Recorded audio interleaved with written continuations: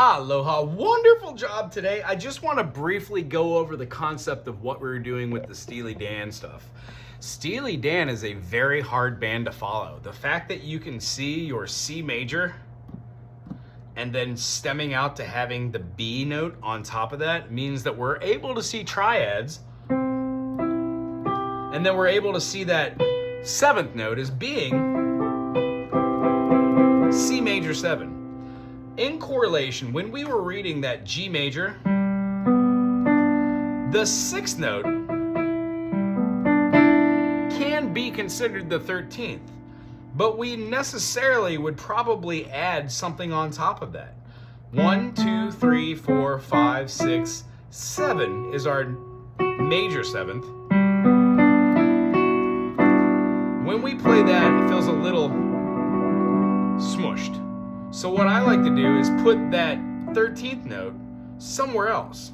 That other else is over here. However, I don't have to have that far away. We can just omit one of these notes. So I'm gonna omit, there's my G major 7, there's my 13, and I'm gonna get rid of my 5.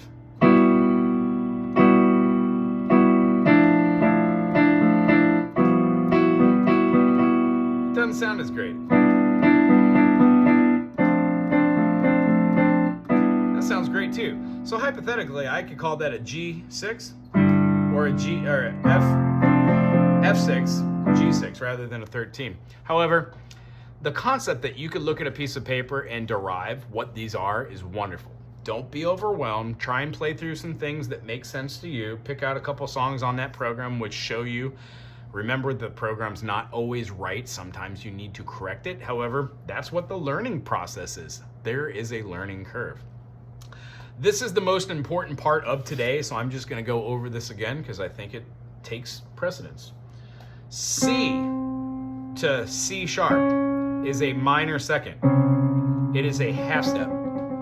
When we add 2 half steps, we get a major second. When we have 3 half steps, it equals a minor third. So when we're playing a major third, we are literally playing a half step, half step, half step, half step, or 4 minor seconds, which in total, combined, make a major third. Now when we play a triad, this is a major third. This harmony, a harmony. 2 notes.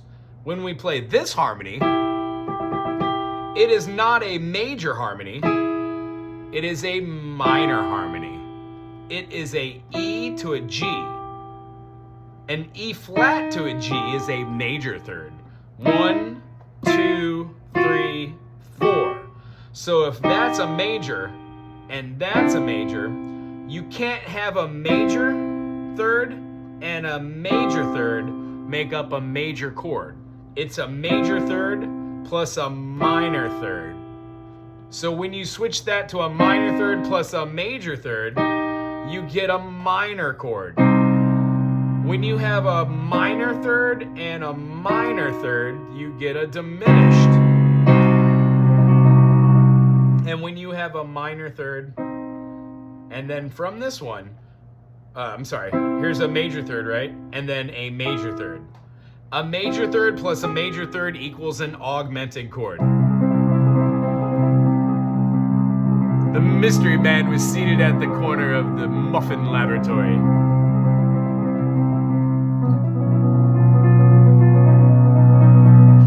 For example. So, what we see is when we have these, the first 3 tell us if it's major or minor.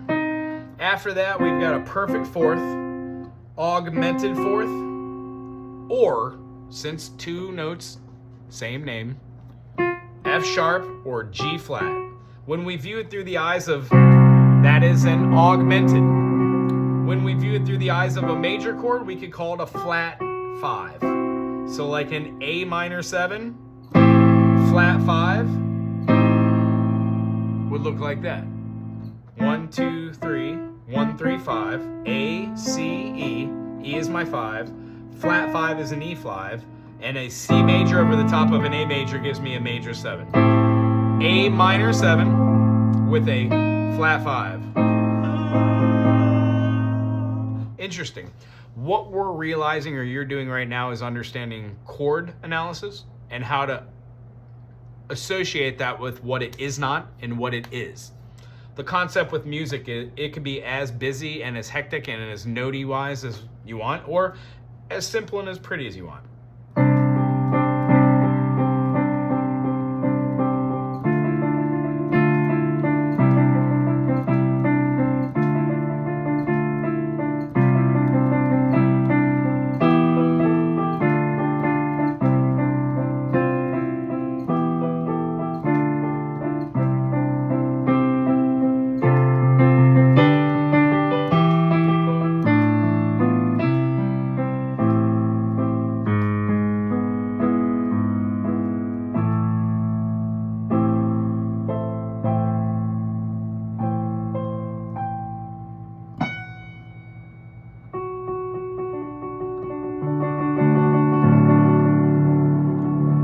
When we go to chords that are outside of the key, we don't see them as being 1, 2. It's considered a modulation. But on the fly, you might see C major to a D major.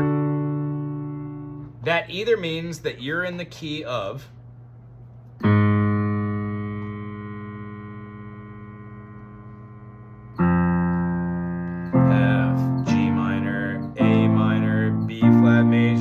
C major, D major. It must mean that we're not in the key of F because we'd have a minor. So what we do is we go through chord analyzation and all the chords that we play, whether it's Steely Dan or it's Twinkle Twinkle Little Star.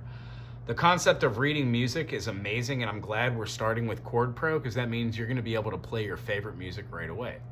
For this week, simply go through and over the movements of a C, D, E, under for F, G, A, B, C. Go to its fifth, the G. G, A, B, C, D, E, F sharp, G. Go to G's fifth, D. D, E, F sharp, G, A, B, C sharp, D. And then go to D's fifth, A. A, B, C sharp, D, E, F sharp, G sharp, A. Next week, we're going to be talking about how to take 1, 2, 3, 4, 5, 6, 7, 1 and flatten the third. So you have a minor third, flatten the sixth. So you have a flat 6, or it's going to be a augmented fifth or flat 6, minor 6, or 7 to a flat 7. Here's a major.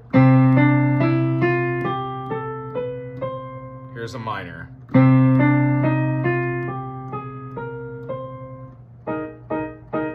These 3 black notes, instead of these, make this major chord a minor chord. The tonality makes you feel melancholy and sadness. We're going to go over that in correlation to the other types of triads. You're doing a great job. Keep with it. If you have any questions, put it in the comment section or text me. Aloha.